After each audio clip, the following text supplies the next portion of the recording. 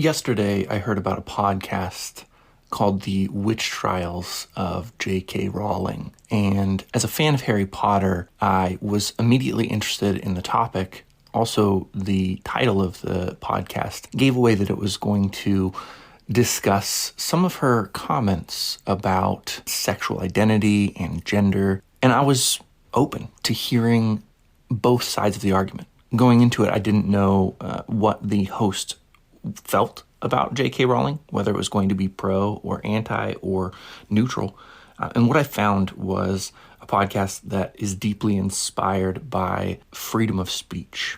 The freedom of speech that allows for all of us to have different views of the world without trying to silence others. And that's a kind of freedom of speech that is deeply appealing to me. I have my own struggles when I think about certain areas of identity. And many of you don't know, but I was raised by a mother who is a lesbian. My sister is a lesbian. And so these kind of things have been at the center of my consideration for as long as I've been alive. There was a time when I was fervently a Christian, and I tried to convince my mom that she was going to hell. And that probably didn't feel good for her to hear her son being caustic and very teenage boy in the first place. But she didn't completely abandon me, nor did my sister. They gave me room to experience life and stayed close enough to me that as I started to question some of my own values and beliefs, they were there to have conversations with me. I don't know that either of them fully trust me, but I do believe that they see a person who has had the opportunity to learn and change with new information.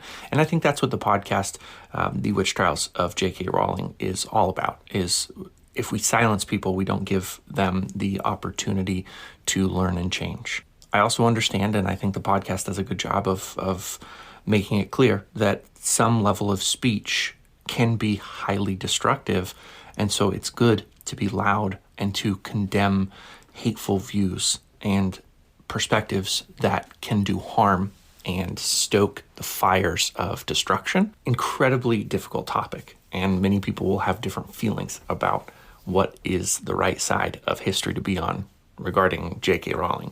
I'm not even going to say one way or the other, though I guess the fact that I love her books and I'm delighted that my son loves her books probably suggests that I'm at least sympathetic to her. It's more nuanced, and I don't need to get into that at the moment, but I love the podcast. Highly recommend you listen to it if you're looking for something. It's just 7 episodes, I think, so it's one you could quickly binge, just about the length of an audiobook. And moving on to audiobooks. You've heard me talking about this lately. I have the first 2 audiobooks of the Luke and Time Mysteries coming out sooner than you even realize, as in June sooner. And those are available right now for pre-order, just $10. That's the same price as 1 month of Audible, where you would only get a single credit. So you're getting double the value that you would for a month of Audible. And these books are read by X.E. Sands. Look her up if you'd like. She is an award-winning. She's won the highest awards in audiobook world for her performance. She's performing these. It's a delight to work with her. I heard her reading the work of Chuck Wendig and thought, wow, that is Luke. That voice is Luke to me. And so I had to have her. And I was shocked when she replied and was eager to work with me. So books that I'm really proud of being read by a celebrity in my mind. So excited to share these with you. You can buy them. But I also wanted to let you know, if you're not in a place where you want to financially support my work, something you could do that would be unbelievably helpful would be to recommend these books to your local library system. Libraries are one of the main supporters of authors that we don't think about often enough. But I'm a user of a program called Overdrive. I think it's going to be Libby forever going forward. I don't like Libby's format quite as well as I liked Overdrive, but it's the exact same in terms of catalog. So if you are a library user, you recognize both of those names pretty quickly. If not, you're missing out on a lot of free audiobook content that you can download download and consume ebooks as well. The library is amazing and how much digital resources it has. It's a pity that more people aren't using it. And the thing is, if just 10% of the libraries around the country decided to buy and add my audiobooks to their catalog, I would more than pay for the cost of producing these books. So you don't even have to pull any money out of your pocket to support me. Just go to your local library and recommend these books to your library. If you don't know how to do that and you want more information, just shoot me a reply in the show notes. If you're already subscribed to Substack, it's pretty easy. Just click on the email you get. It'll take you right to the post and then comment, hey, I'd love to know how to recommend this to my library. And I will also put something in the show notes just to give you a walkthrough of the whole process. Maybe you're interested in getting more audiobook content for free. I'll let you know how to get signed up there and talk about this further in the coming weeks and months. There is a very tangible way that we can help each other to move forward and see our success mutually insured. Boy, that sounds really technical. My guest on the podcast today is Kirk Ross, host of Talk in the Attic. It's a fantastic podcast. There's another one you should listen to. Similar to my own in many ways, better than mine in many ways, and just all around fun. He is a friend of Christopher Talent's, and we connected through Chris. Chris is a co-host on this episode. We start talking about drugs and the impact of creativity that drugs has on us. Really loved one point that Kirk made about how for him, marijuana allows him to see the humor in things that might otherwise be too tragic to laugh at. That's cool. That is a really cool thing. And I don't think that you should underestimate the power of mind-altering substances to give us more empathy in this world. Of course, if you're an addict, if you struggle with addiction at any level, I'm absolutely not recommending the use of drugs, but I'm also saying that if you are the kind of person who has been sober your entire life and feels like mind-altering substances are bad, and that people who talk about them and enjoy them are somehow inferior human beings or leaning on crutches, I think you misunderstand what is going on. Sugar is a drug. And you've probably heard this before and you scoff at it and say, well, no, not in the same way. But they actually have done brain scans on babies before the first taste of the mother's milk, largely because of sugar hits the lining of their mouth. It reads the same way on a brain scan as does the first use of heroin. So if you don't think sugar's a drug, you just don't remember the first time you tried it. The podcast is so much more than just a discussion of drugs. In fact, the next 60 minutes or so is a delightful conversation about creativity and its role in our lives and making meaning of the world. And I know you're going to enjoy this conversation with Kirk Ross. If you've ever watched an author read in public and felt bored, TRBM is the antidote. That reminds me of a soothing cigarette enjoyed with friends under the night sky. TRBM is for writers what time-lapse was for painters. Guitar solos and the spotlight were for bands. What chainsaws and ice blocks were for sculptors. But what does TRBM stand for? 3 rabid bats manipulated, thirsty Rolexes bling mightily, or twin racing blazing mopeds. You decide.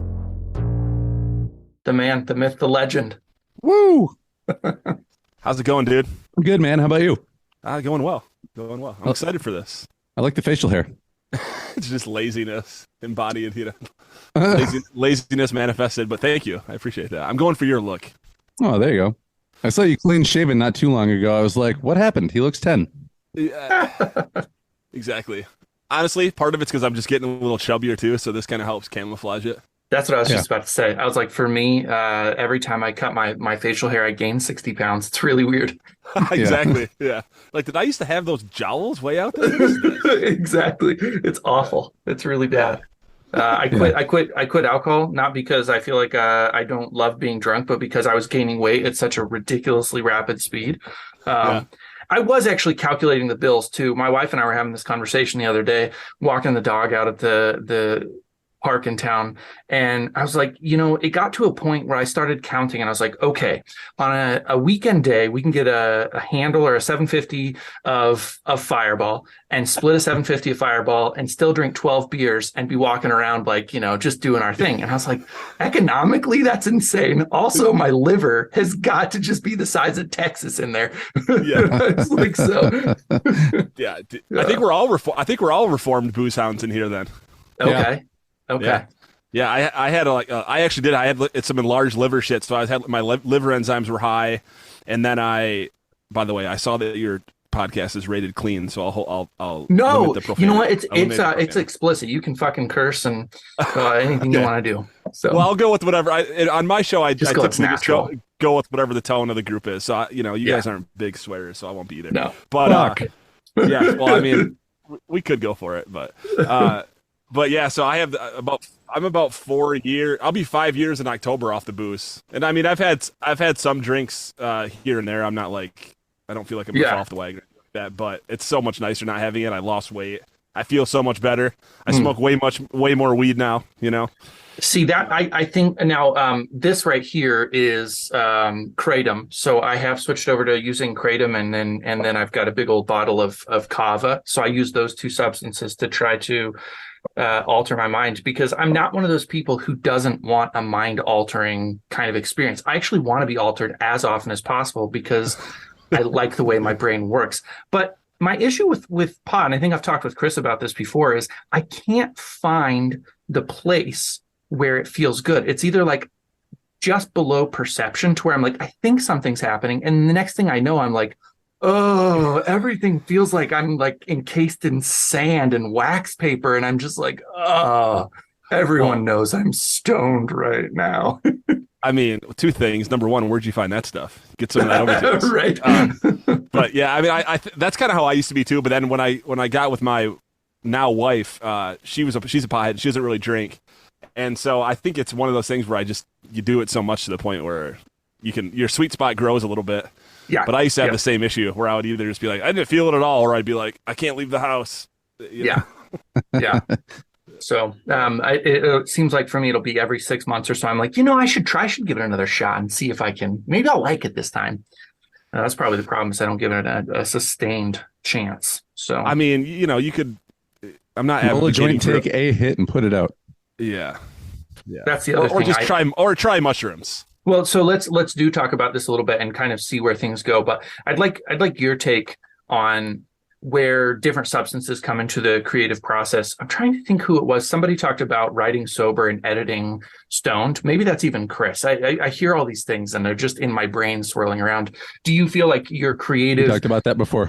Altered? Okay, I thought so. Are you creative altered, Kirk, or do you feel like you do your best creative work sober and then, substances come in somewhere else?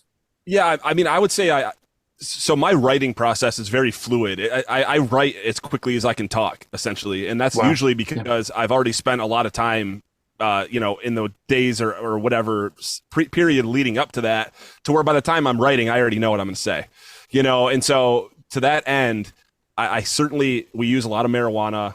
We don't drink. Drinking, by the way, completely stifled my creativity. One could claim that because I was drinking because my creativity was stifled, or it's a chicken or egg thing to some degree. But with pot, there's no question I feel more creative. But I do tend to get I won't say covered in quicksand or wax paper feeling. But as pot isn't the best motivator, I'll go play Frisbee or something on it, but it's not necessarily like I'm not going to be my most productive. So for me, I generally work sober. Of course, I'm always smoking pot within a few hours, so I'm never completely sober, to be honest. But at the same time, I tend to want to be productive. So when I'm sitting down to write, I have a goal. I'm usually writing an episode for my podcast, Talk in the Attic, like moments before I record it, just because I have other things going on. I can't commit as much time to it as I'd like. So because of that, I just have to be productive. I then take my podcast into audio editing and video editing and sometimes animation. And it's a lot of steps in there. And if I wasn't, completely on top of my productivity game, like my executive function, then it's not going to result as quickly as I need it to. So to that point, definitely use substances of all sorts to feel to get ideas, to feel creative, to see the humor in things that might otherwise depress me. Honestly, I think that's what marijuana is probably best at, is like you can look at something and find humor in it, even if it's the most devastating, morbid thing ever, because you're kind of so removed from the concern and worry. And that's kind of what the appeal is to me. But definitely relatively sober on my scale, relatively sober by the time I'm really working, for sure. Yeah. Now, I don't know about either of you guys, but have either of you guys ever used Adderall at any level, or any of the stimulants along that same line? Because that's kind of like the antithesis of smoking pot. It does something completely different. Curious. Do you want to take this one, Chris? Yeah, I was prescribed Ritalin when I was younger, and then I took Adderall when I was in college, like after I got out of the military. And I don't know, for me, it just made it so like once I started thinking about something, I couldn't stop thinking about it until it was done. But I know some people are like, yeah, man, can I get some of that so I can party? I'm like, party? Who would want to use this to party? I already like asked my doctor. He's like, all right, we're going to give you 35 milligrams. I was like, what's the lowest dose? He's like, 10s. I was like, can I just take 10s? And the 10s were like, so. Yeah. Yeah, it's fascinating. I don't know. It's good at getting stuff done, but I did, I think a good chunk of, you and I talked before that when I was writing Switchers, I ended up cutting out like 80 pages and starting over at the middle. Yeah. And I think most of what I cut out, I wrote on Ritalin or on Adderall. Okay. And that was about probably the time where I was like, I don't need this. And as a matter of fact, I think I don't like this. So it's a good workhorse drug, but it's like creativity wise, no, you'll just be like, oh, I'll just keep going. I'll just keep going. I'll just keep going. I'll just keep going. Yeah. So my experience of it, this is somewhat new to me. I've had the opportunity to try it. And my experience is if you use it pretty infrequently, it is kind of like the greatest feeling in the world, but it can't be like it immediately goes away. So if you use it 2 days in a row, day one, you think that you are the conqueror come to like reign over the universe and restore order and creativity and everything. Like, but then day I cleaned the house, I did the dishes, I reorganized the garage, and I wrote 12 pages. Like, yeah, exactly. Wow. And I had one hand tied behind my back. Yeah. But if you do it, if you take it a couple of days in a row, you'll be driving down the road and you'll be like, the person in the car next to me talking about me, like it gets weird really fast. Interesting. Yeah. So for that, I like it in moderation. That's kind of my experience with it as well. I mean, I tend to, my wife has a prescription for it. She absolutely needs it or she can't function. And so I pretty much had unfettered access to it. At an earlier time in my life would have been a dangerous proposition. But at this point, I usually have, a half of one sitting up here on my desk, and I generally use it when I'm trying to get my other work done. I have my own sales firm, so like that's what I tend to use it on because, like Chris, it tends to drain it makes me hyper focused, which I don't really have an issue with focus anyway. So like it makes me hyper focused. So if it's a really small box I'm trying to fit in, like work, that's what I'll do. But if I'm trying to be creative, it just makes me.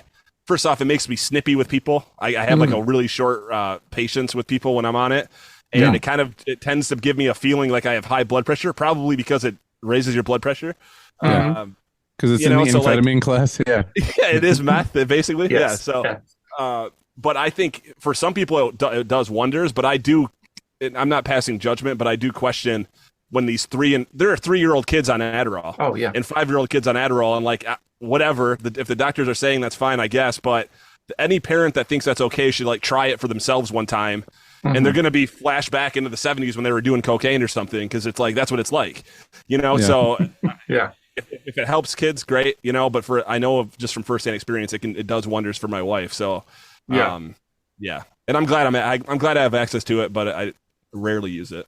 Dude, I love your house because I have ADD and your house is like an ADD person's paradise. Like there's a little trampoline in the room. So if you're like feeling antsy, you can just stand there and jump on the trampoline. Yeah. I mean, I'm living with 2 highly ADD people, so we have to accommodate, Yeah. Yeah. There's hula hoops, trampolines. I love it. Pugs. Hula hoops. Yeah. Hula hoop. My wife's a hula hooper. That's kind of like, that's her hobby that she's getting into. Dude, she's good at it. And her brother, is also a talented dancer and like he can do the bow staff. Yeah. There you go. Bow staff. Wow. Okay. I heard bow staff and I was like, we're getting into like lingo I don't even understand, but bow staff. Okay. Wow. Yeah, so like Donatello. Donatello. Exactly. Yeah. Donatello. Yeah. I was just going to say that. Yeah. Yeah. I mean, and so that's kind of their flow state. So Jessica's feeling most artistic and flowy when she's hula hooping. Will, her brother who lives with us, is when he's doing, some sort of flow art like staff, either double staff or bow staffing. And what's nice for me about that is I've been working on like music, on the fly, impromptu music production. So when they're doing that, I'm not going to pick up one of those things. I'll break stuff in the attic, and I don't really have any interest in doing it. So I just sit at my keyboard and make like live loops and beats and stuff, and try to get their input and make it so that it's something they can dance to. So it's fun when all three of us get in that flow state together. Yeah. So you have, Kirk, it sounds like a lot of different art that you like to be involved in, from creating music to doing a podcast, you write. Do you feel like one has a priority? Do they feed off of each other? What's your relationship to the different kinds of arts? And I guess answer that first. I'll ask my next question if it still makes sense. Yeah, it's a tricky one to answer because as a kid growing up, my first love was drawing. I think that's a common one for a lot of kids because it's just accessible. And then that kind of turned into videos. I had this big VHS video camera. Then we got a little mini DV video camera, which is a huge deal for me. And I spent summers writing scripts and organizing big productions with my friends. Always disappointed that people didn't take it as seriously as I did. Like kids would show up, and after I'd given them a script a month in advance, and they wouldn't even have read it, and that would just throw me off the deep end. Yeah. But that's that's what you're dealing with when your local acting pool is your friends. That's what you get. But so that's kind of what it was. But then I really got focused on athletics and sports. I was strong in math and science, so I knew I wanted to go into engineering. And frankly, from the time so the last really big creative project I had done before my podcast was in 2005. I was a junior in college, and I made a 60-minute feature-length movie that I showed in a movie theater locally at midnight. We had one showing. We sold it out. It was super fun. I mean, the quality of the production was whatever, but like people were there to support me, and it just felt so magical. It was just such an incredible thing. And literally that was the last even close to creative thing I had done until the podcast in 2020. Okay. So, in that time in between there, that's when I was just focused on work. I got married and divorced, and then married and divorced. I was drinking too much. I was just unhappy. And it wasn't until I met my now wife, who I had already known in the past, but like when we got together, that she just made me really realize that life isn't, it seems so cliche looking back on it now, but I wasn't living life. I was just getting through it. I was making a bunch of money and spending it all. And I was just empty. And I kind of forced a termination from my previous job because I just hated it there. And with that came a severance, and I can't talk about the details of that, but it was enough severance for me to like not have to not worry for a long time. And so that allowed me just to like work on the house. We had just bought an old house that was nearly 100 years old. So I worked on that. That to me is a very creative thing when you're looking at an issue and coming up with a unique design that's not necessarily from YouTube, something that you come up with. So that kind of really got me like feeling creative again. And then we finished the attic. I bought a drum set. I bought a keyboard. And frankly, what I found is that it's all interchangeable to me. It's the days that I'm feeling at my low points. I can. It's so clear to me. I don't even have to think about it anymore. I haven't done anything creative in some period of time, and it does have an addictive quality to it, to the point where now I need to be doing creative stuff all the time, or I kind of space out. I don't really. I'm not really into what I used to find kind of engaging, like the winning business for my sales firm. Yes, I need to do that to keep the lights on and keep the podcast going, but that used to really make my heart go. And now if I'm not sitting at my keyboard or writing or recording or even just sending funny text or whatever, then I'm not fulfilled. So to answer your question in the most long-winded fashion of all time, that's what podcasts are for. It's all very interchangeable for me. I think as long as I'm doing something. But that said, I love writing. I feel like I have a unique voice. I write the way I talk, right? So I can, if I had like a dream job, it would probably be writing for Saturday Night Live or something like that. And probably not SNL at this point in my life, because I want something a little more narrative, a little bit longer form than that. But some level of comedy writing, or like writing for John Oliver on Last Week Tonight or something, that would just be a dream of mine. And so I'm trying to kind of hone that skill through my podcast. And that's kind of what the framework for the podcast is, just that if you're an adult, you're doing stuff that makes you kind of unhappy in a lot of cases, and you're not spending any time on doing things that made you happy when you were little. Have you even tried to do that? Have you picked up your cello that's sitting in your attic for 20 years? Pick it up and give it a shot. And it's going to have positive effects on you personally, and most likely on other people too, because people are inspired to see that. So the podcast framework is kind of just for me to put all my creative ideas out there. Doesn't matter. It doesn't have to follow a very specific plot line or scheme or anything like that. Chris will tell you my show last week was an animated short that I made about animal court. It was like a bee suing a hornet with an owl for a judge, right? And so that has nothing to do with the previous one, which was me talking about the impact of artificial intelligence on creativity and things like that. So it's a loose framework, which makes it hard to market. It's not as easy to market something that's so diverse. But the point of it is to let me work on my skills and get better at stuff, and maybe somewhere in there I'll find that I have a more specific calling in mind. At this point, it's just scattershot. Like a choose your own adventure book. There's so many different directions I can go right now, and we'll have a wholly different conversation depending on which one I decide to pursue. I was going to ask originally if you felt like pursuing all of the different creative avenues diminished the other creative avenues, but I don't want to ask you that question, because what I already sensed from what you said is that for you need them all, and you don't necessarily have one that's sitting in the driver's seat that you're like, if I die, I want to die being known as a world-class novelist, which I think is my own desire. That's what I want my path to be. But it sounds like you'd be really happy if you had a lot of different things. Writing for a TV show, comedy writing would be really important to you. But I sense from everything you said that if that was the only creative outlet you had, it would become quickly not enough for you. I think that I hadn't ever really thought of it that way, and I think you hit the nail on the head perfectly. Yeah. So I do want to ask you then, as far as the AI thing goes, I did an episode just recently where I actually had a conversation with ChatGPT and asked them how to market a book and become, or more or less the idea was, how do I make a connection with somebody in the industry that's really important? And ChatGPT does not want to tell you any of the secrets that are out there. I was really angry, but I also found it kind of fascinating. I don't think there's some big agency out there who calls that like proprietary work product, and they're not going to put that in the database. Exactly. Exactly. So with that in mind, though, have you used Midjourney? What are your thoughts on it? I haven't used Midjourney specifically. What is that one? I don't even know what that one is. Oh my God. Okay. So you'll have to look this up afterwards. It is a really interesting rabbit hole to go down. You have to have Discord. And you find Midjourney on there, and you can either interact on one of the servers that already has invited it, or you can pay $8 a month to invite it to your own server. And you can just create art based on word prompts. And it's absurd what it can do. It's absurd. Dude, I've seen some renderings from that. I didn't know that was the name of the app or whatever, but some of them are incredible. And I always question if it's really, I'll ask you directly since you've got real experience. Yeah. Sometimes I feel like they give kind of a fake prompt to what actually got them there. Like, how many iterations of prompting did it take to get there? Is it really as intuitive as it seems? Yes and no. So I've at this point watched, 20, 30 hours of YouTube tutorials on how people do what they do to get a hang of it. Once you understand the basic language and framework, it kind of is.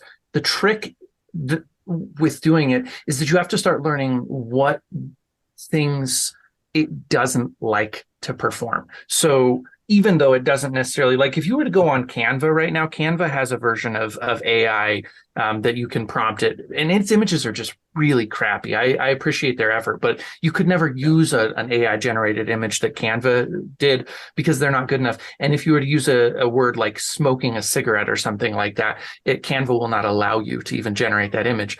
Midjourney's issue is a bit different. The characters in my novels are all extreme overuser addict type of people. So the main woman smokes cigarettes in like every scene she's in. And so I wanted to generate some images of her smoking a cigarette, and Midjourney will do it. But the problem is that somehow they designed it in such a way that it doesn't understand how to get the cigarette where it belongs. So it'll end up on like her cheek or her nose, or it'll be backwards. Or if you want it to be in her hand, suddenly she's got 9 fingers and you're like, what is going on here? No amount of working with it can have somebody reliably hold an object. So you just have to work within its kind of framework in order to get what you want out of it. But when you're in its wheelhouse, it's both sublime and surreal what it's able to do. It makes you feel like a great artist, and that's certainly not the case. No, exactly. I mean, I think it's all interesting. I think there's certainly applications for it that are going to change lots of jobs, and I think writing was always one that kind of had protection for against that, because it really required that. And I still, to this day, even though I've experimented with ChatGPT and things, and I have gotten really impressive writing materials out of them. Yes. Look, music production is one that for years they've had computers that can make pitch perfect audio, put everything quantized exactly on a grid, and you hear that stuff and it sounds bad. It's all perfect. It's all perfect, but there's no human element to it, right? And so obviously over time the AI models are going to have mistakes and things like that written into it to give it more of an analog or authentic human feel. Yeah. But even still, I think it's going to be a situation where we're ultimately going to be, there's going to be an uprising, obviously. But before that, before the machines take over, there'll be a time where the most effective use of it is going to be used as a supplemental aspect and not as the standalone work, and I think are people going to use it as standalone and probably make money from it? Yeah, maybe, but I'm not interested in trafficking in that. I know there's not a computer model that has my voice, or that sees things in the exact same way that I do. So what I really think it's going to create in the entertainment world is it's going to be a bunch of milquetoast nonsense that there's already thousands of carbon copies of out there as it is. And then there's going to be the people that really can attack their own unique voice, what makes them special. And that's going to be how you're going to become known, or whatever the goal is that you're looking for. So that's kind of how I see it all playing out until the inevitable uprising, obviously. Yeah. Yeah, I think something's coming that does resemble that, but I also believe that there's somewhere in between where what you're saying is true as well, that I see it as being a collaborative opportunity. So for example, I do more marketing than most authors I know. And a lot of the marketing that I used to do, I would have to spend a ton of time coming up with any kind of taglines, log lines, anything that I wanted to interface with the world. I had to think of myself. I can actually throw all of that at ChatGPT now, and it does a better job than I do in a couple of seconds. So I can generate 10 really great log lines and just be on my way.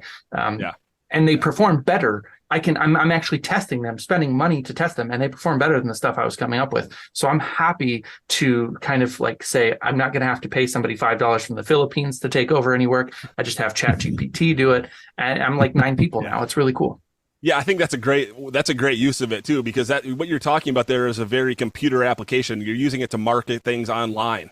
So why not use a piece of processing power that's already speaking that language and already can look up which of those words are successful? How else would you ever get that without just doing hundreds and hundreds of different tests until you find out which performs? Offload that. By the way, I'm guessing the fact that you said that, you probably don't really enjoy the creativity of creating log lines. So I'll outsource that to the computer. That's fine. You can focus on yours, the part that you like to do. Yeah. And people can say that that's stealing jobs from people, but I don't think most of us are in a position where we're like ready to put a whole social media task force to work yet. So, until we get to that point, then, this will help us. That's like the bridge for the common man to getting maybe to that point where you don't need the AI, you can hire an actual person to do it.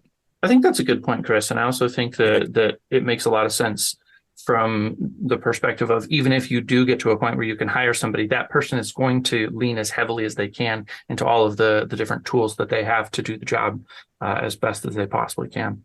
Yeah. I mean, even doing SEO, I use tools that will tell me, it'll give my headline a score, and it'll be like, try using a more unique word. And then you do that, and then it'll tell you like better or worse, but it doesn't actually, fill things in for you. I'm sure that's on the horizon if it's not already part of somebody's SEO package, but yeah. So let's do something kind of unconventional, but it's on my mind, and both of you guys have a lot of these kind of things. You know, whether you're marketing your podcast to people or your art in general. I was thinking about doing another Kickstarter. I failed my first Kickstarter miserably. I think Chris has some of the inside story about that, but I tried really hard and it was embarrassing and humiliating. I am going to be spending a minimum of $4,400 per audiobook for my series. And so I'm trying to figure out ways that I can offset that cost before the bill comes due. Kickstarter can be great. I don't know how to do it. I'm curious what your guys' thoughts are on how to get in front of the right audience for your stuff. Kirk, I know you've built your podcast pretty big, so you've got some thoughts on that. Chris, you're great at SEO. What are the kinds of things that you would think of if you were trying to undertake a big task like that? Go for it, Chris. As far as offsetting costs ahead of time, I don't know.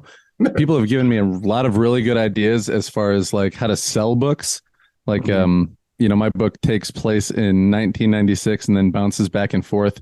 And someone's like, oh man, you should just, find a bar to partner with and say, hey, we're going to do a karaoke night, but it's going to be only songs from 1996. And then tell people about your book and, hopefully they'll drink and buy books. I love it. I was like, man, that is a good idea. I should have done that. Nah, time's a little late now, but I don't know. Unless you can network with somebody at some kind of networking event and be like, hey, I plan to make this much money. If you can give me the money to start it, I'll give you a 15%, kicker on top of that. Yeah. Pay you back. I don't know. Yeah, exactly. I reached out to, I'm forgetting his name. I can see his face clear as day. Other People, the guy who has the Other People podcast, Brad Listy. And I asked him, I said, would you be interested in, taking like all of the profits above and beyond what I can make to run an ad on your podcast? I was like, your listeners are exactly who I want to be talking to, but he wasn't interested in doing any kind of thing where you didn't pay up front. And I can't fault him for it. So, yeah. I have no experience in Kickstarter. In fact, I often, I've donated to a few of them, right? But I do have a Patreon, and something that I think Chris and I talked about on one of his episodes once is that, when you're starting a business, which is essentially what you're doing, you're looking for other people's money, you're looking for investment. If you can't convince the people that know you really well, your family, your friends, and maybe you're a loner and don't have that, whatever, but like if you can't convince those people to do it, it's very unlikely you're going to be able to convince anyone else to do it. So I really pitch hard to my friends, and I'm like unapologetically aggressive about it. If I'll text my friends and say, here's my episode. I don't care if you don't watch it. Go on that thing and click on it and like it and make a comment, and for a while that worked. You don't keep their attention forever. But I think getting a really small, aggressive core of people that are really believers in you is always the first step before you can start even trying to get other people to get involved, and not only that, but it'll help you prepare if it's face-to-face marketing, you get better as you do it, so I'll give you an example. I sold Cutco knives. I don't know if the cult has made it. Absolutely. I don't know if the cult's made it to Omaha, but so are those the ones that cut through shoes? Yeah, it's cut through everything. Dude, it's a pyramid scheme. They get you to go when you're in college. It says like $25 an hour, $600 your first week, guaranteed. And you go and you buy it. Essentially, everyone sells a set of knives to their parents, and then most of them don't ever sell any again. But I did that. I went to a bunch of my family, and a bunch of them made pity purchases. One guy bought a garlic press, even though his worked better on it during the demo. But that was my first real entree into sales work, and it's invaluable experience because yes, you're going to get told no. It's devastating. You said you were humiliated by the Kickstarter. First off, you shouldn't be, but I know the feeling. I know the feeling every time I release anything, there's a absolute terror that I have in me that, man, this isn't good enough. People aren't going to like it. No one's going to watch it or listen to it. And I'm an imposter. That's kind of just how it goes. That's a creative, someone that's trying to be outwardly publicly creative. That's just the curse of it all. But if there's some way for you to just really foster a small group, and maybe that's by making your first Kickstarter really small. Don't have a huge goal on it, and focus on getting that. Give them a hat or something. I do a lot of merch because I like fashion design kind of stuff. Nice. So like it's I have a a really lot of 70s vibe. Yeah, exactly. That's the goal. Yeah. So, but I think I have a legion of people out there wearing this stuff, to the point where I'm getting texts almost every day from people saying like, look what I saw out today.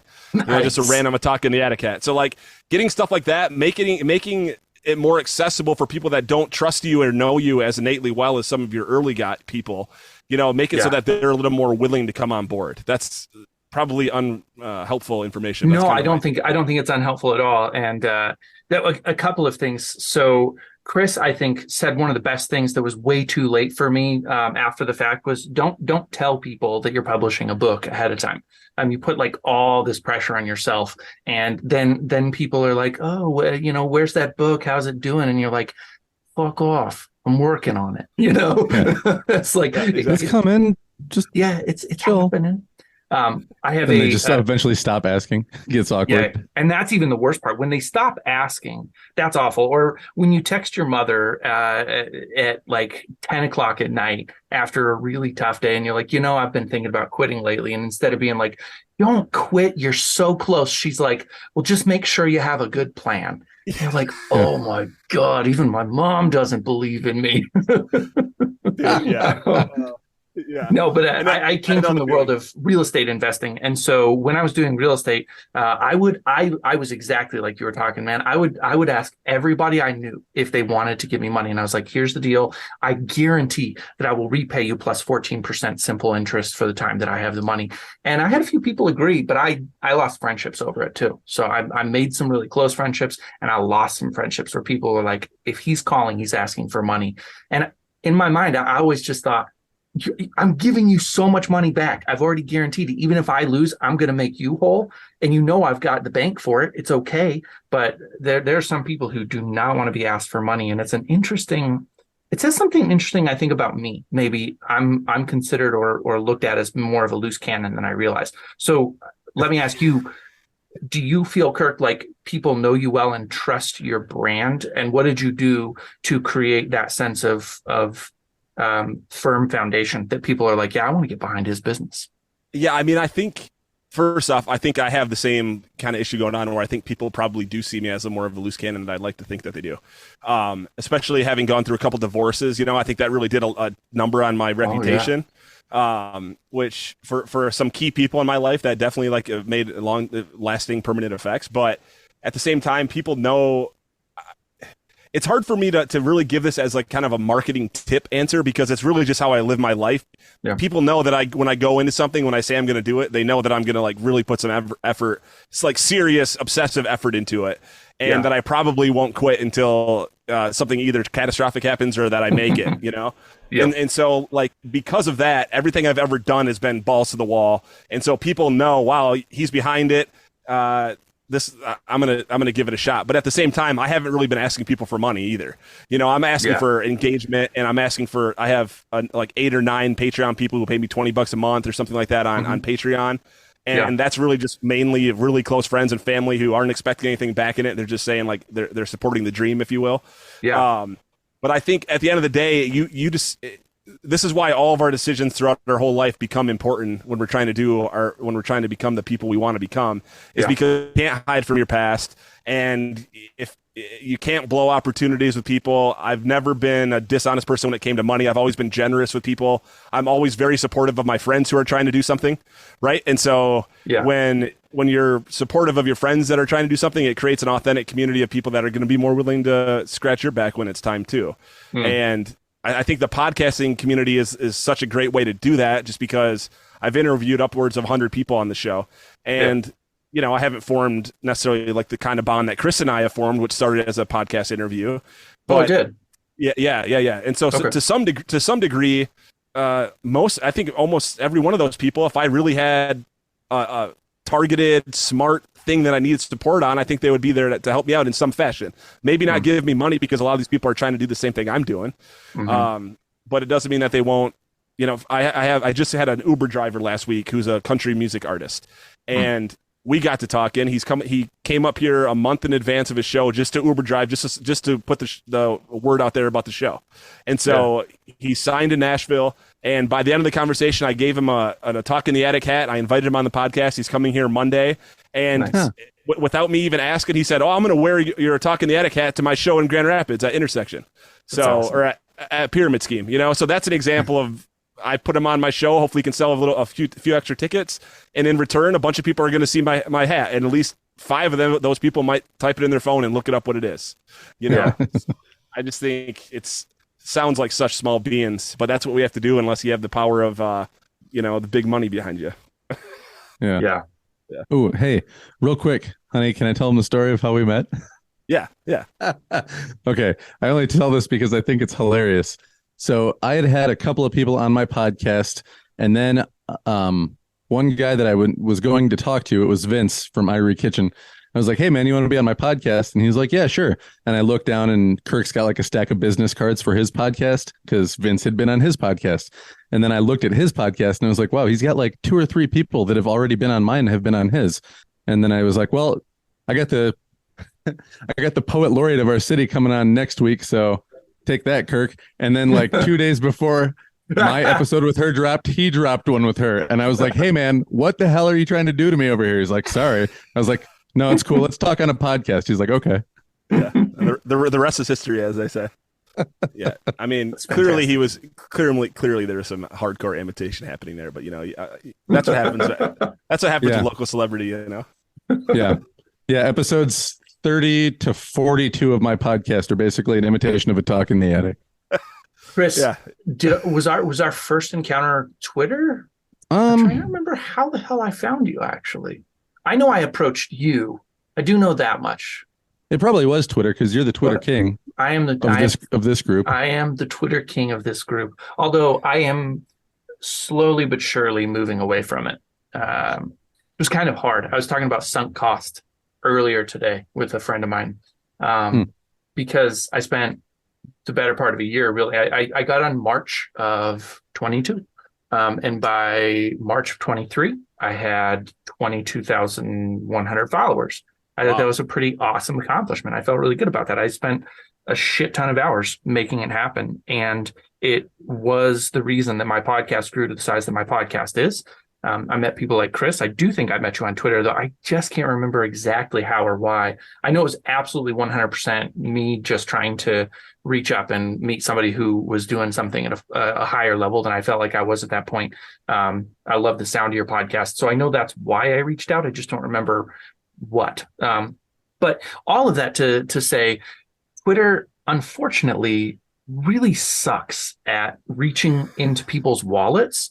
And I wish that you could say that and not sound like you're money grabbing, but part of the relationship you're trying to build with people is, hey, I have a product that I know you're going to love.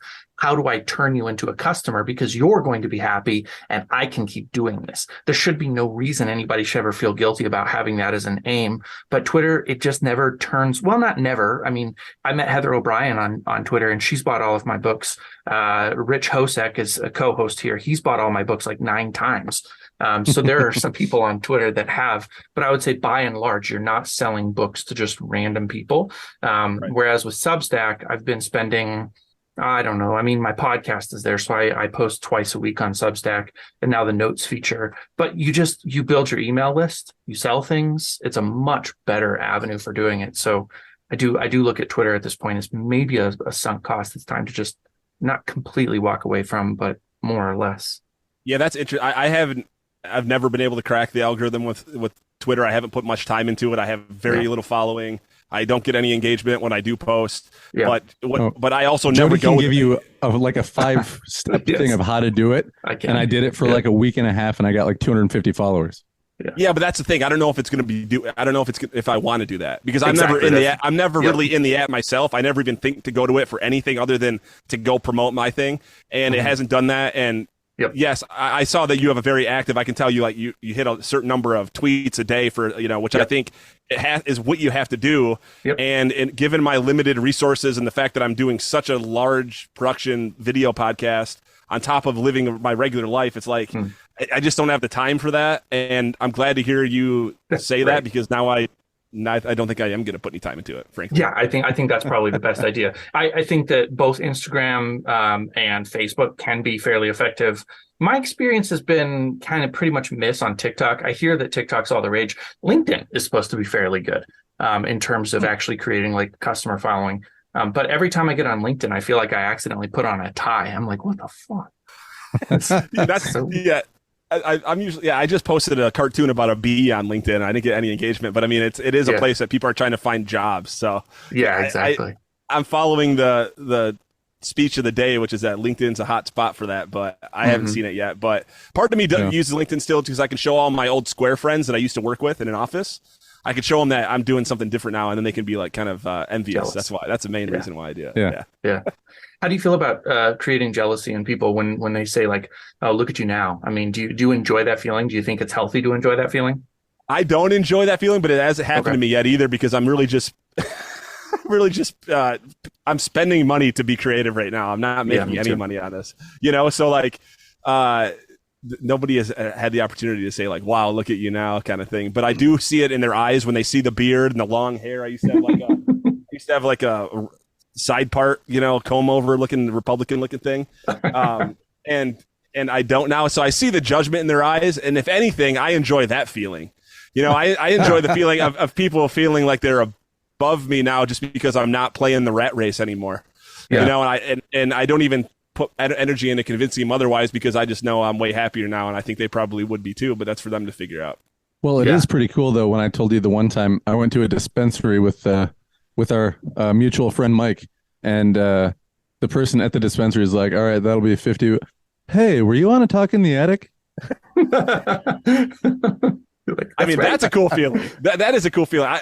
One of my friends from Bay City is dating a person from Grand Rapids now, and it was kind of like worlds colliding. And on their first date, he was dropping her off, and she asked Chase, "What are you doing tonight?" He said, "Oh, my friend just released his 200th episode of his podcast. I think I'm going to watch that." And she goes, "I was going to watch my friend's 200th episode. Who's your friend?" And it turns out that they, without realizing it, both knew me. So that's probably the coolest I've ever felt hearing something. I mean, if they get married, it'd be a great origin story. If it ends up in homicide or something, then I guess I'm to blame. But it's worth the risk for me, I guess. Yeah. So I like to. I'm the kind of person who does a lot of daydreaming and like imagining what it'll be like when. And so just recently, we were on our walk. I referenced the walk with my wife because it's one of the few times in the day where I stop doing what I'm doing here and actually process with a human being in just a friendship kind of way. And I can sort of take off any kind of facade or veneer or anything like that. But I was saying, like, right now, the most captivating thing I can think of is if I can get my novels to sell at such a level that I can pay the bills. I don't have to be flush. I don't have to be buying really nice cars. I could still, literally, I could make $30,000 a year and figure out how to survive with my family, because that's the kind of like financial thing that we have where we don't buy a lot of stuff. But I was like, if I could just get to that point, then you can pick up and travel anywhere you want, because you don't have to be anywhere to sell a book. You can sell a book anywhere you want. I can pop up to Grand Rapids and be like, "Hey, I want to see what this whole thing's going on up there," and not worry that I'm jacking around. And that, for me, that daydream, that ideal is the epitome of a good life. I don't need a ton of money. I just need the ability to go where I want, when I want, and not feel like a loser. I couldn't have said it any better myself. I just told my friend who's an attorney this week that I would trade all opportunity at wealth right now if I could be a full-time creative in whatever capacity I want, which is, I know, is an unrealistic concept. With that attitude, for $40,000 a year, for $40,000 a year in perpetuity. If I could make that, I would be totally happy, because I've been on the other side of it where I was making a bunch of money and I put a bunch of it up my nose and I drank a bunch of it and I didn't do anything with it, and it's like, that's not the answer. Obviously you need some baseline of it. And my wife's an attorney, so that provides me with the ability to feel a little bit less heat about that. But man, that would just be a dream. I agree. A nice middle. Bob Marley had no money. Bob Marley gave most of his money away, and he lived pretty destitute even when he was super famous. And hey, I would love to be. I've been called the White Bob Marley, actually. No, that's not true. That's what I was going to say. It's a long story, I'm sure. He tries to pass himself off as the reincarnation of Bob Marley, and he just doesn't listen when you're like, "You guys were alive at the same time." Yeah, it does make it difficult to be reincarnated. Chris Mon. So Prince wrote part of a memoir and then died before it was finished. And publishers, being money grubbing bastards that they are, they still got somebody to write a foreword to the book and publish it. The foreword is 200 pages and Prince's memoirs 50. So that's a little different. But I mean, I felt badly for Prince, because like you are a truly great musician. But they spend 200 pages in the foreword talking about how amazing he was as a writer and what a great life he was going to have as a writer. He was going to switch over, not do music anymore, and just be a great writer. And those 50 pages disappointed so bad. I don't know if it's because they had spent 200 pages hyping it up or what was going on, but you were like, oh, you were a musical genius. Literally, I'm going nowhere with that comment. I was thinking about Bob Marley, and stick to that. yeah. Stick to music, Prince. Jeez, yeah. I mean, but imagine if you passed away halfway through your manuscript, you would be devastated to know that it got released. I think so. Are you familiar with David Foster Wallace? Oh, of course. Yeah. So, A Pale King that's a really damn good book, and I don't know what it would have been if he would have finished it. So there probably are cases where the genius is just there enough. Yeah, I mean, he probably would have added a lot more footnotes and things to Pale King. I don't know if that one has footnotes like Infinite Jest does, but yeah. I mean, that might be an example where editing. I'm not talking shit about David Foster Wallace, but Infinite Jest is a big, heavy task, it probably could have been as effective with a few hundred less pages and a few thousand less footnotes. Maybe, I don't know. Yeah. I think that you're probably right. He really connected with me. So when I was in undergrad, I did not know originally that you could get a degree in creative writing. I didn't know that was a thing. And so I was late to the whole college game in the first place. And then I thought, I'm going to go get a degree in nursing, because then I can work 3 days a week, make a great living, travel wherever I want. It's always been kind of central to my thought process. And I took a creative writing class, and they assigned us the essay Ticket to the Fair by David Foster Wallace. And he has this like almost 1-page long list of the different foods that are the Iowa State Fair.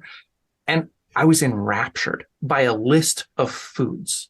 Just different foods separated by commas. It was the way that he put it together. I was like, this is what I want to do for the rest of my life. And I think that moment I attribute to him my real desire to be a writer, to a list of foods that he wrote. And so I've always probably been even more forgiving of him as a human being as well as a writer. So I love his indulgence. And I bet you if Chris wasn't on this podcast right now and you just asked him separately, he might say that The 9 Lives of Marva DeLonghi has a little bit of indulgence in it that I could have probably cut a good 20 pages. At least it's a short novel in the first place, and got to the point a little quicker. But, I mean, I struggle with the feeling that I'm being self-indulgent on my show all the time, but at the same time, it is absolutely self-indulgent.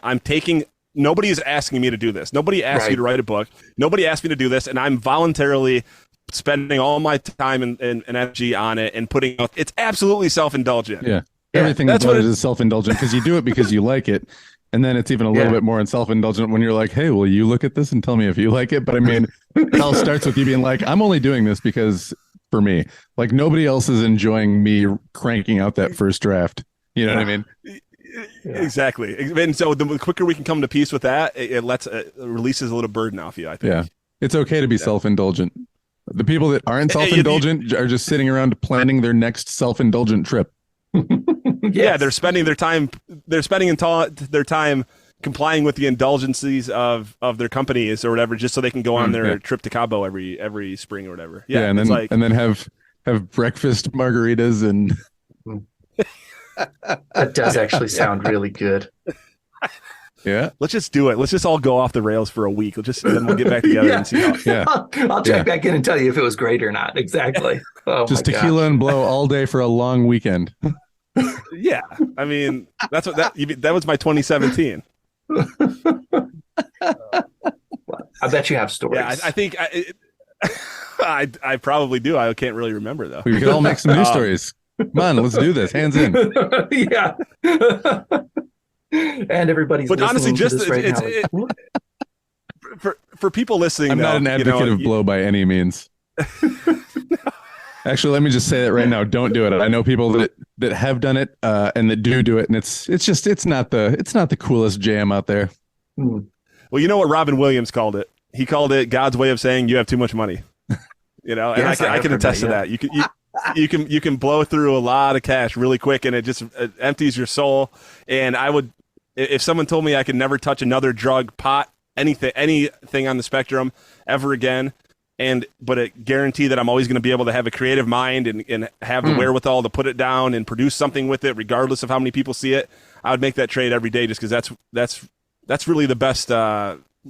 What's the word I'm looking for when you're high or inebriated? Intoxication. I don't know. That's the most intoxicating thing you can do. You know, is like taking an idea that nobody asked for and that nobody really cares if you make or not, and making it happen and being proud of it. That's a really special feeling. Yeah. And when I would be way more special if I could somehow get paid. The swamps of people that are like, yeah, I'm sure you're going to do that. Mm-hmm. And then when they look at it and they're like, oh, wow, this actually looks kind of good. You're like, yeah. If there's one thing people should take away from at least my input to this podcast, and it may be off message with what you're doing, Jody, but it's like find a way to sow your creative oats to some degree. You're going to be happier for it. You're going to have better relationships. The reason you don't feel like a kid anymore is because you're not doing any of the things that you did as a kid. So do that stuff. Yeah.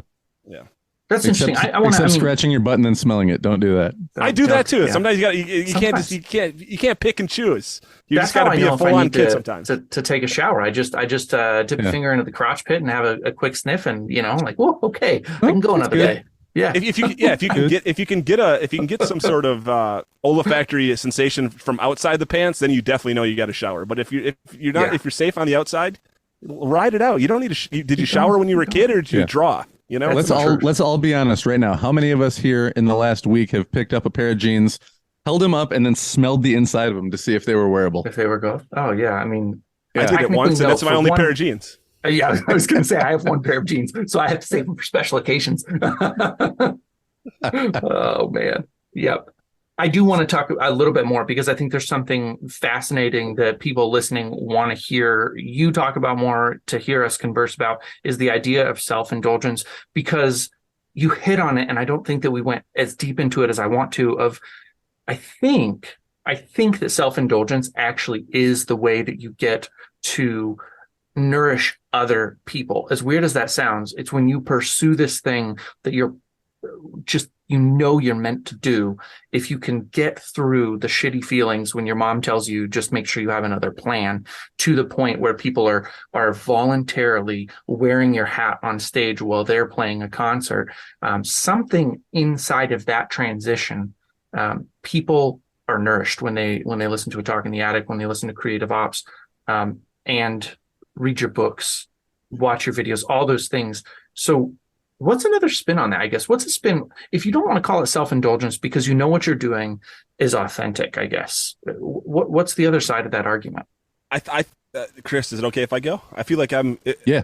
Okay. Do you want, or unless you're ready? But I have an idea. No, so I wrote something back when I said I hadn't done anything creative in there. Once in a while, I would get an itch when I was in my working career life to sit down and just write something. And again, it would usually be something that I had been thinking about on travel. And one of the things I ultimately came up with is that the essential gist of it was like a case for being selfish.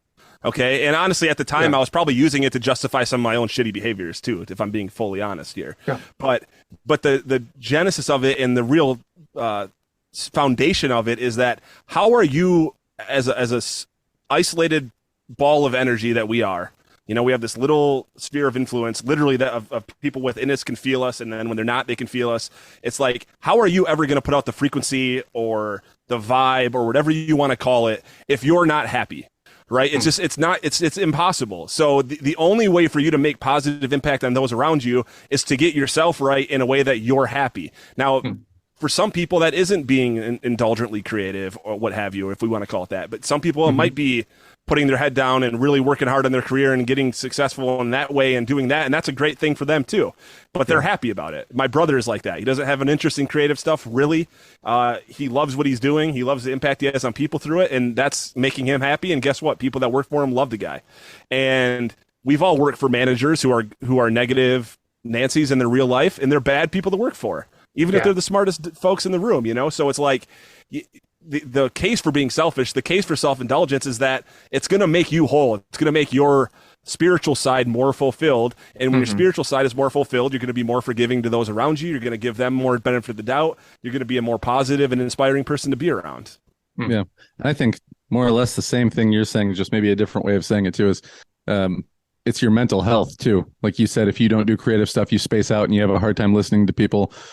Jody, I don't know if you do the same thing. If you haven't written in a few days, like your wife's talking and you're like, because you're thinking about like what you're going to write the next time you do write. Yeah. And so maybe not mental health, like to pull you out of depression, but maybe for some people it actually does that too. But just, you can't be present while you have all these thoughts and things in you that are trying to get out. So letting them out actually helps you be more present. And, I'm sure that helps your mental health and helps you enjoy the people around you and vice versa. So, yeah, 100%. Yeah. And on that note, I'm going to have to leave you guys because I got some people up here that want me to come up and eat dinner. So let's wrap it up. We'll talk to you soon, Chris. Kirk, tell everybody who's listening about your podcast. Give us that beautiful log line that you enjoy writing, and then how they can connect with you. I don't have one of those. See you, Chris. But okay, so my podcast is called The Talk in the Attic. I just released my 225th episode of it. Wow. I started this project in February of 2020 after months of planning and getting ready. Unfortunately, for a lot of reasons, that ended up syncing up with COVID. And that was when podcasting exploded, especially amongst celebrities who already had a huge following. So it was like the most competitive time to do it. And it also led to a lot of people just saying like, oh yeah, who doesn't have a podcast? Right. Yeah. So a little bit of unfortunate timing, but I spend a lot of time on it. I built up this attic space to be completely sound treated. And I picked up some musical instruments along the way. I try to produce all my own music for the show for the most part. I write every show for the most part in advance, unless it's an interview, and that's just more of an organic conversation.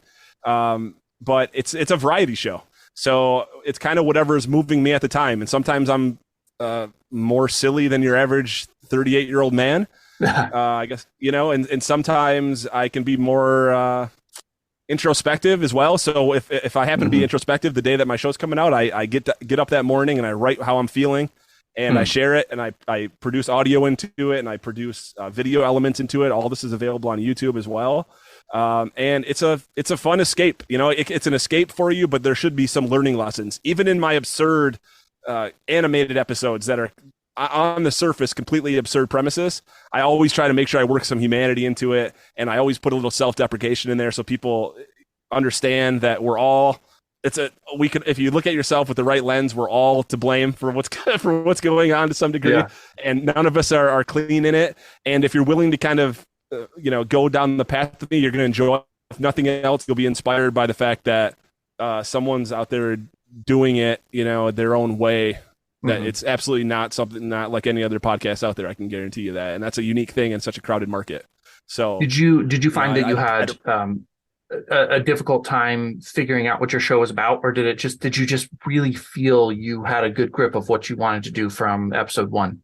I definitely laid the foundation in episode 1 and 2 that it's going to be a variety show, and that so I didn't really box myself in from the jump. But I never once thought that I was going to ultimately want to be really interested in making an animated cartoon. That's really something that I'm really hot on right now. I never necessarily said or thought that I would be making my own music, because I thought these were, I was just starting my podcast. I was just remembering how creative I can be, and so we put these limits. We have these intuitive fences that we think in our head. I could never learn how to play the piano. I'm too old. Not true. You can learn how to play the piano. It's harder than it would have been if I was 6. Absolutely.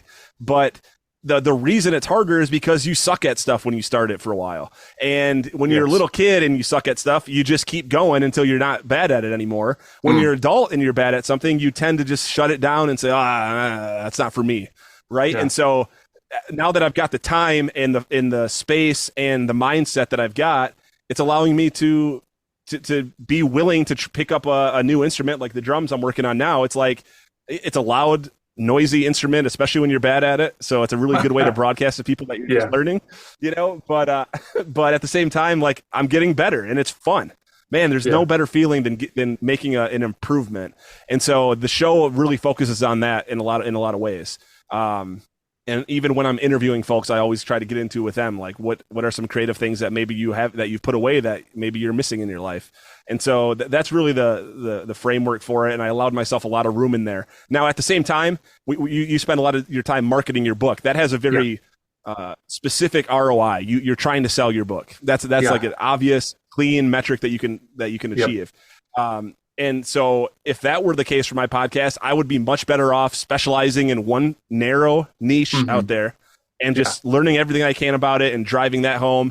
But do we need another true crime podcast? Do we need it's like, we don't, there's not a lot of creativity happening out there in that space. And I want it to be something that you don't know what you're going to get, but you do know it's going to come from the heart. You do know it's going to be authentic. And to some degree, I'm banking on the fact that people will like me.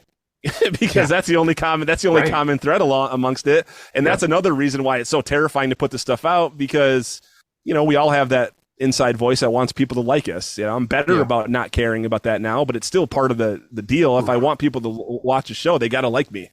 So it's I don't know if that there was no log line. No, you did. Yeah, no, there wasn't. And I mean, I like that because it's similar to that. So that's how Chris and I first met. Is he was more coming from where you were, that creative ops was just going to be conversations with creatives about creative things, and there was no specific like log line. Exactly. There was no, this is exactly what it's going to be. And I had started my podcast out really not. I had this idea of what I wanted to do. It ended up being more difficult than I thought it was going to be. So then I switched and I was floundering, and I ran into this guy who has this program called Grow the Show. And it was not all that it was advertised to be, but I decided if I was serious about my business, I was going to invest in myself. So I paid to learn how to do podcasting like he taught me to do. And in some respect, I did grow my podcast, but it became about something that I was less interested in. And I spent a year kind of like talking about marketing, which I love marketing, but I didn't know what the fuck I was doing. And I felt like an imposter every day because I was an imposter. So I've completely come back around to more of your style, where it's like, yes, I'm going to talk about marketing because I like it, but I'm not going to tell you I know how to do it. I'm going to tell you what I'm up to, how it's working. And I'm going to talk about my book. And then sometimes we're going to have people on and tell stories. Chris might have even told you that we were going to tell a story today, which I ended up not doing. But I mean, that's another part of the podcast. And I love having all kinds of different things that I'm doing. So I'm envious that it sounds like for you, it kind of came a little bit more naturally. You didn't second guess yourself too much. Well, it's interesting because I'm for one of my major clients through my sales firm is a company that specializes in washing big rigs, like cleaning soap, like chemicals and equipment for big rigs. So I actually have a secondary podcast that I host called Keep on Trucking. And that's completely hyper-focused on the trucking industry, which I've never been a part of.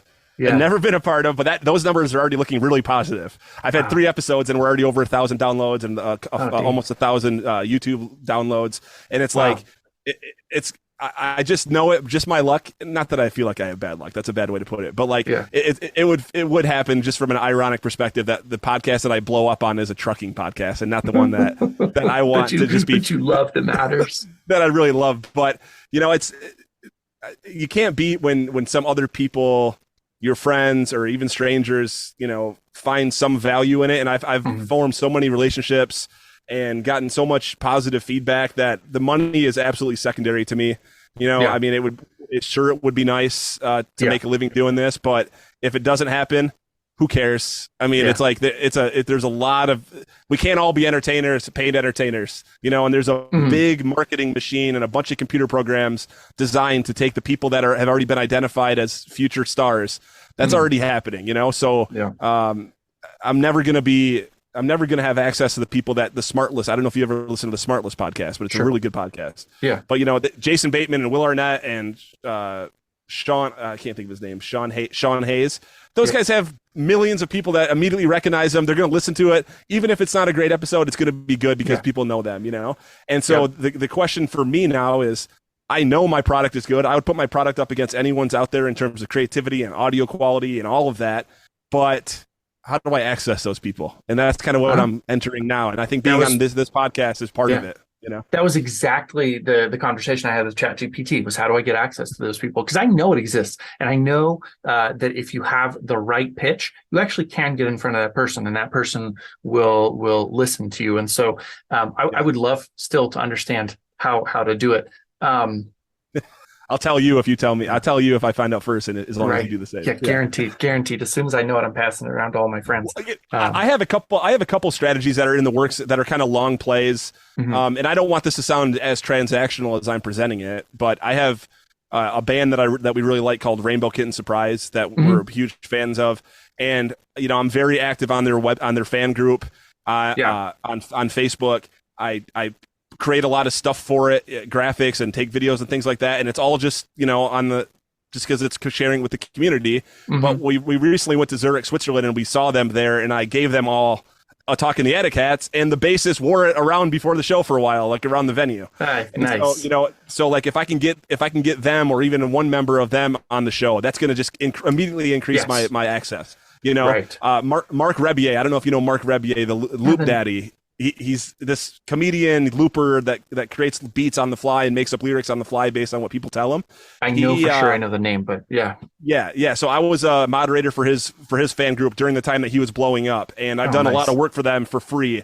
And eventually, a fan of the show that lives in Belgium, I had bought a hat, and he went to a show in Belgium and got backstage, and he sent me a picture later on with Mark Rebier wearing my Talk in the Attic hat, awesome. And so he's a guy that I've worked hard for a while to get on the show, but I always, they never tell me to quit asking. They say no, but a no is better than a don't ever contact me again, and so you can keep trying, but you have to do the work first. You have to put energy into some people that have larger clout than you. Yep. And you have to give them some value. Otherwise, they're never going to come on my show, and I'm never going to get access to their legions of fans. Exactly.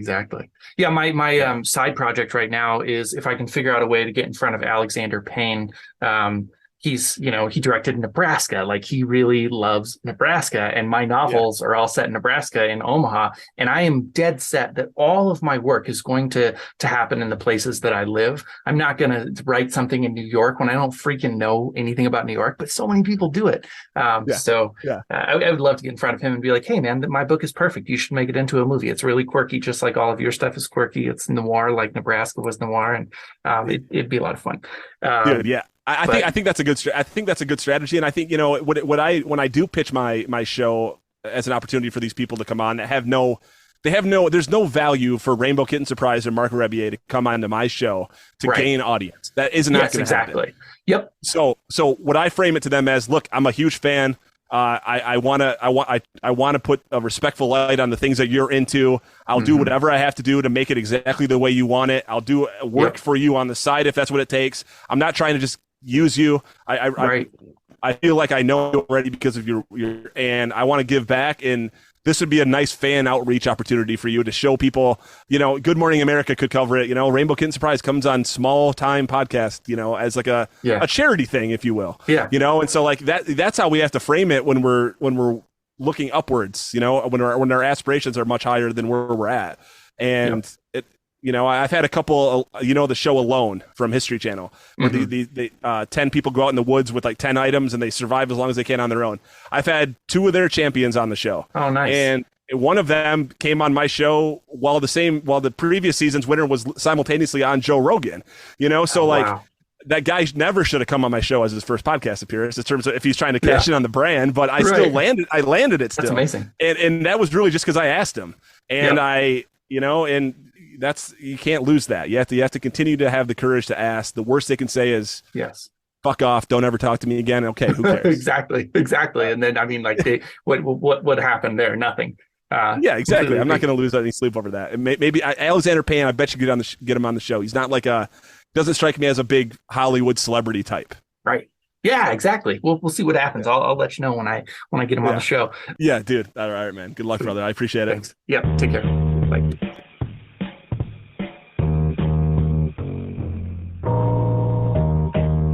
Thank you for listening to TRBM. The theme music was provided by the ever-talented Christopher Talon. And hey, if you liked what you heard, share this show with other readers, because what's the point of telling stories if nobody's listening?